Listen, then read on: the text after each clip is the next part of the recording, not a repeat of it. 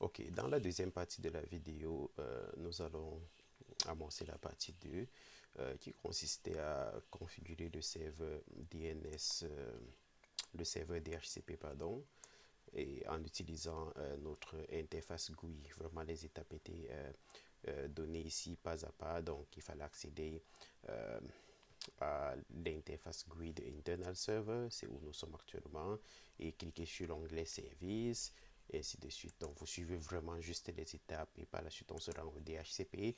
Ici, on peut configurer plusieurs autres services, mais pour ce cas, si on avait besoin de quelques services spécifiques qui ont été précisés.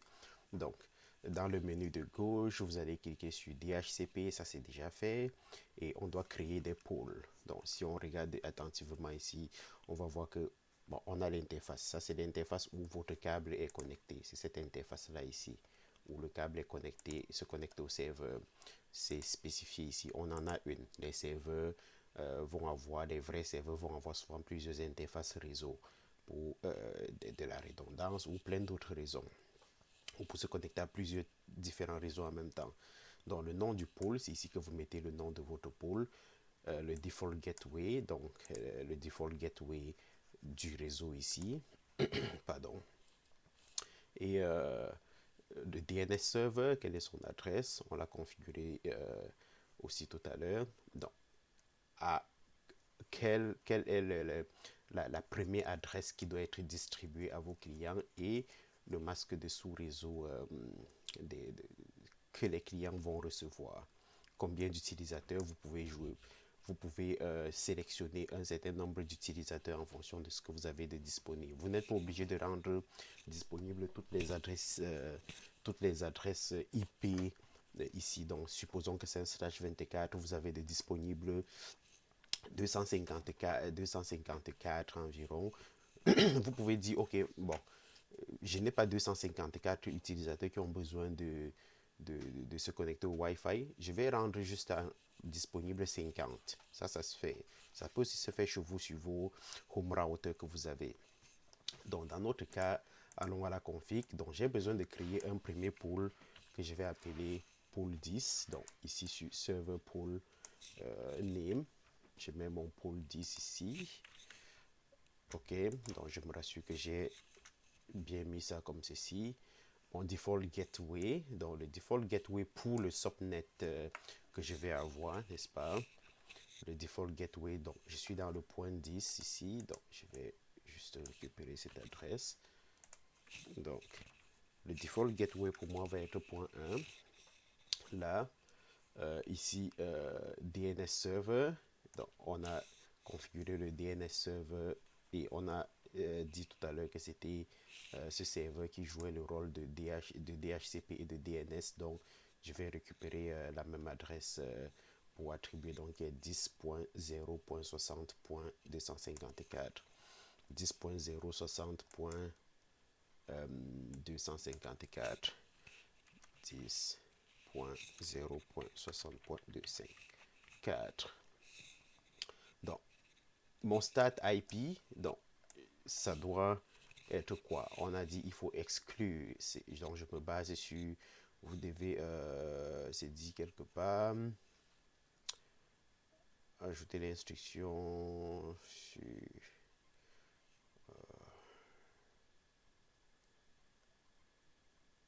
Ok, exclure, c'est ça que je cherchais là. Exclure les 10 premières adresses. Donc, ici. Ok. Donc, en vous basant là-dessus, vous pouvez définir votre stat IP 192 168 10.10.10.11 ici. Le subnet max 5/24, donc ça c'est correct. Donc je peux jouer avec le maximum ici. Je peux mettre 250, c'est pas faux. Je peux mettre autre chose. Bon, ici on n'utilise pas le WLC, sinon on aurait indiqué son adresse IP ici. On n'a pas de serveur FTP où on a nos configurations, donc on va pas indiquer cela ici. Donc on va faire add. On fait exactement la même chose, pardon, avec tous les nouveaux pools qu'on crée, quoi. Donc on va rajouter un nouveau pôle ici, 20, pôle 20, dont l'adresse c'est 11. Donc ici ça reste pareil, ça va être 11.11. Ok, donc je modifie juste, je vais garder 245 ici, c'est pas mauvais. Je fais add, donc je vais créer pôle 30.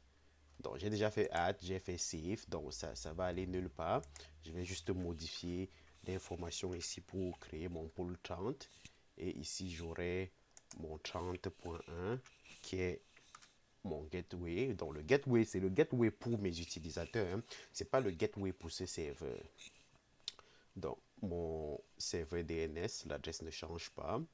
Ici, je modifie juste l'adresse, ça fait 30.11 parce que j'exclus les 10 premières adresses. Et je fais aussi add. Donc, on peut voir que mes trois pôles sont là. J'ai fait save 10.30, et ainsi de suite. Donc, c'est pas mal ce que je fais pour la config ici du service DHCP. OK? Donc, pour le DNS, vous venez dans le menu DNS. On a donné un nom, donc vous récupérez juste le nom ici. Ok, donc on dit dans le menu de gauche, cliquez sur DNS, on va créer un e-record, donc c'est le cas ici, donc on garde e-record, on ne change pas. Et on a besoin d'un nom et d'une adresse, donc une adresse IP. Donc on va l'appeler Cisco comme ça .ca et on va mettre notre adresse IP et l'adresse IP c'est toujours l'adresse de ce serveur là, donc c'est ceci. Ok, ici, et lorsque vous êtes satisfait de ce que vous avez ajouté, vous cliquez sur add, votre record est fait. Ok, donc ça c'est fait. Bon, c'est déjà sauvegardé, ça va aller nulle part. Donc ceci c'est fait. Donc, au niveau de la configuration de OSPF, si je viens ici, OSPF, pardon, dans notre contexte, on va l'activer sur tous les routeurs avec le processus 34 et dans la zone 0. Donc, ils sont tous dans la même, dans la même zone. Donc, sur chaque routeur ici, je vais venir activer OSPF. Je prends un exemple. OK. Je suis sur R1. Je dois annoncer chaque réseau directement connecté à chaque routeur. Donc, je suis sur R1, je vais mettre de ce côté pour que vous puissiez voir. Donc, je vais faire la commande router pour SPF. J'utilise la tabulation et comme je vous l'ai souvent dit, vous pouvez aussi utiliser le point d'interrogation si vous hésitez sur la syntaxe ou si vous hésitez sur les combinaisons. Vous pouvez juste mettre un point d'interrogation et il va vous dire qu'est-ce que vous devez faire. Donc, ici, on va mettre notre process ID 34, n'est-ce pas, 34. Et on va faire Enter. Et vous voyez maintenant qu'on est en mode de configuration de protocole de routage. Et à partir d'ici, j'annonce tout simplement mes réseaux qui sont connectés. Je commence par ce réseau. OK. Donc, on peut voir que l'adresse réseau est 192, oui, 168.10.0. Et je vais utiliser le masque générique. C'est un /24. On en a parlé de comment est-ce qu'on calcule le masque générique. Donc je vais faire 0.0.0.255 et je vais mettre la zone area 0. Enter. J'ai annoncé mon premier réseau. Là, je vais annoncer le deuxième réseau qui est directement connecté à R1.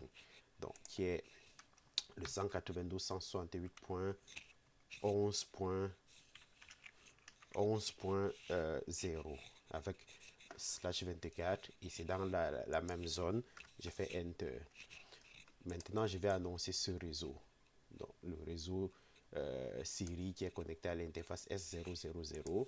Donc, je vais faire Network. Je mets l'adresse réseau.1.1.0 et le masque générique, ça va être 0.3. Donc, j'ai fait 255 moins 252, ça me donne 3. Et je fais area 0, je fais Enter. Je dois aussi annoncer ce réseau qui est connecté. Donc, je vais faire Network. 10.3.3.0 et le masque 3 area 0, enter. Donc voilà, j'ai annoncé les réseaux qui sont directement connectés. Si vous voyez plus ici, on nous demande aussi de faire les routers ID. C'est aussi quelque chose que je peux faire. OK? Donc, de configurer mon router ID. On est sur R1. Router ID. Donc, c'est 1, 1, 1. Donc, il va aider à la désignation du routeur désigné. Vous savez, la première chose, c'est il regarde la priorité qui est configurée. S'il n'y a pas de priorité, il va regarder le router ID. Si il n'y a pas de router ID spécifié, il va regarder les interfaces de bouclage et ainsi de suite. Et regarder par la suite, faire une comparaison entre les interfaces pour voir quelle est l'interface qui a la plus grosse adresse IP. Donc, le tout ne se fait pas en même temps, donc il suit comme un arbre de décision. Donc, pour savoir, ok, si ceci n'est pas là, qu'est-ce que je fais? Donc, je mets mon mot de passe Cisco enable class. Donc, conft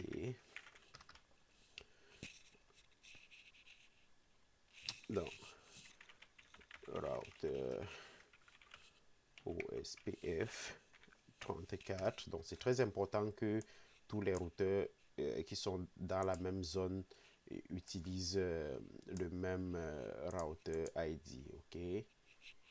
Dans le même process ID, je veux dire, le même process ID, pas le router ID, mais le même process ID.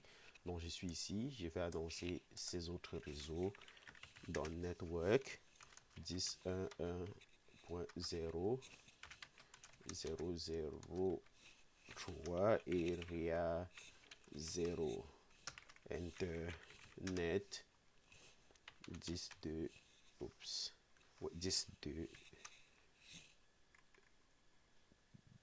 2.2 oui, 2.2.0.3 area 0 enter. Donc, je viens d'annoncer celui-ci aussi. Je vais annoncer lui aussi. Network 10.0.60.0 et 5/24 pardon 0.0.255 area 0 enter network. J'annonce, donc j'ai annoncé lui, je vais annoncer ce dernier réseau. C'est 192.168.20.0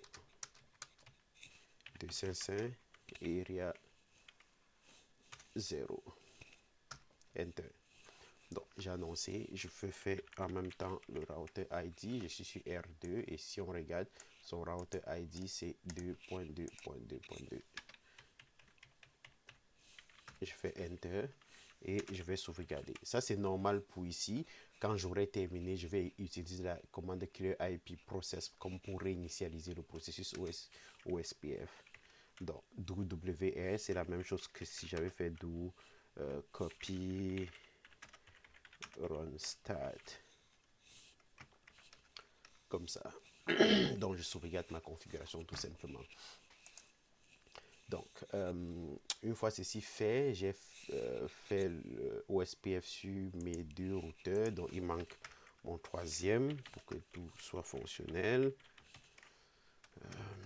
Conft router OSPF 34 et on va aller récupérer les adresses. Donc on va faire network. On commence par lui 192.168.30.0 0.0.255 area 0. On fait network 10.3.3.0 3 area 0 network 10.2.2.0,